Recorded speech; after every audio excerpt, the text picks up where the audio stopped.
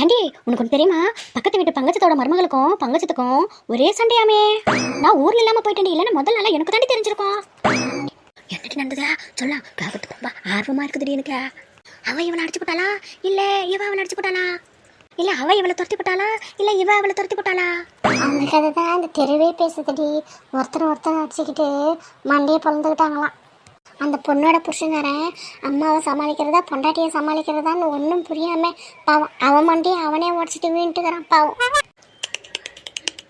ஐயோ பல்லி வந்துச்சா? பல்லி இல்லடி, நான் தாண்டி. என் மருமவ தங்கமான மருமவ. நான் குவிச்ச கோட்டை தாண்டவே மாட்டான். அப்படியா? கேட்கவே ரொம்ப சந்தோஷமா இருக்குடி. அத்தை நைட்டு டிஃபன் என்ன செய்யணும் அத்தை? இட்லி இடியாப்பம் தோசை ஆப்பம் சப்பாத்தி என்ன செய்யணும் அத்தை? ஹோட்டல்ல என்ன வேணும்னு கேட்குற மாதிரி கேட்கறாளே. நீ இடியாப்பம் செஞ்சிடுமா? சரிங்க அத்தை.